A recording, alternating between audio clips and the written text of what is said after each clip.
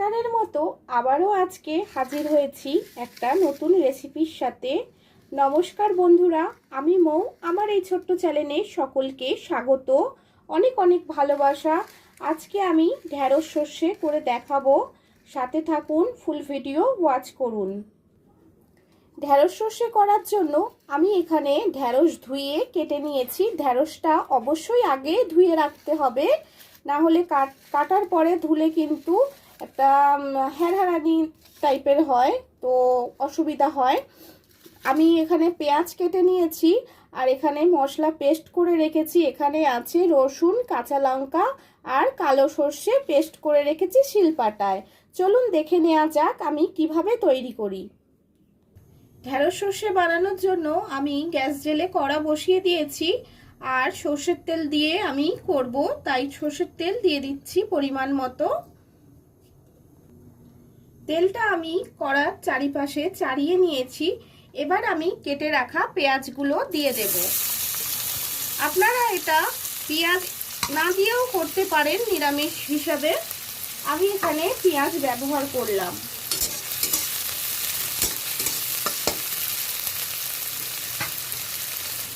পেঁয়াজটা নরম হয়ে যাওয়ার জন্য লবণের ব্যবহার করলাম। পেঁয়াজটা একটু নেড়ে চেড়ে ভেজে নিতে হবে।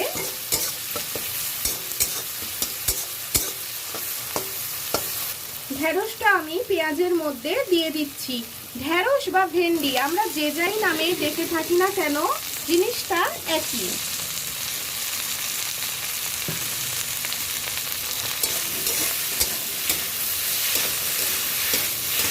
একটু ভেজে ভেজে নিতে হবে।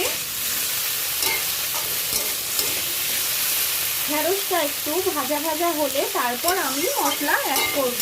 তার জন্য আমি একটু ঢাকনা চাপা দিয়ে দিচ্ছি। আমি আবারও একটু লবণ দিয়েছি আর একটু হলুদ দিয়ে দিলাম, দিয়ে নেড়ে ছেড়ে একটা ঢাকনা চাপা দিয়ে দেব।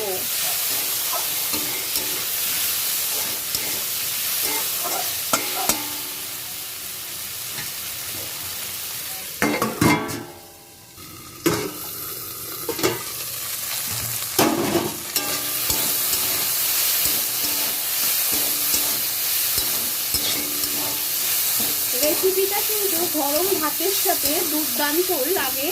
আপনারা একবার হলেও বাড়িতে বানিয়ে ফেলবেন।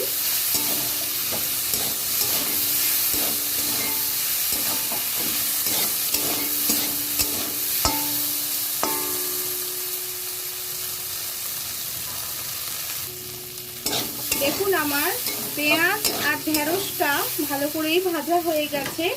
এবার আমি পেস্ট করে রাখা সর্ষে আর কাঁচা লঙ্কা রসুনের পেস্টটা দিয়ে দিলাম।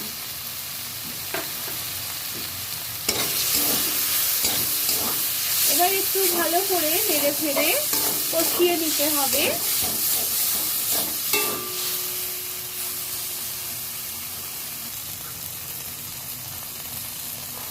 বাটিটা ধুয়ে একটু সামান্য জল দিয়ে দিলাম। এতে আমি কোনো রকম গুঁড়ো লঙ্কা ব্যবহার করব না, একদম কাঁচা লঙ্কার তৈরি।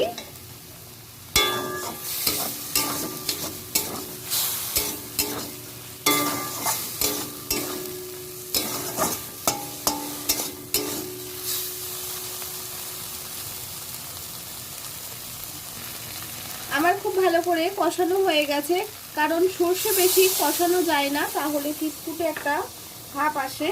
সেই জন্য অল্প কষিয়েই আমি জল ঢেলে দিলাম পরিমাণ মতন। এটা একটু গামাখাই রাখবো, তাই বেশি জল আমি দেব না।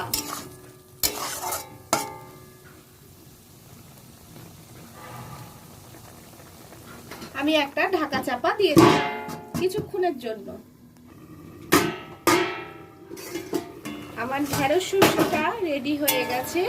আমি এই গা মাখাই রাখবো একটু ভাত দিয়ে মেখে খাওয়ার জন্য। আর অপরূপ একটা গন্ধ উঠছে সর্ষের, আর তার সাথে যদি একটু কাঁচা তেল হয় আরো ভালো জমে যাবে। আমি একটু কাঁচা তেল এর মধ্যে দিয়ে দিচ্ছি। এবার আমি গ্যাসটা অফ করে দিয়ে ঢাকা দিয়ে রেখে দেব।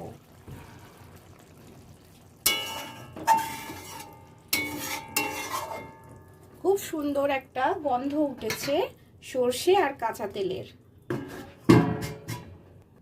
দেখুন বন্ধুরা কত সুন্দর কালার, আর আমি তো গন্ধটা পাচ্ছি একটা কাঁচা তেলের আর সর্ষের গন্ধটা ঝাঁঝালো, ভীষণ ভালো লাগছে। গরম ভাতের সাথে মেখে খেতে তো খুবই ভালো লাগবে।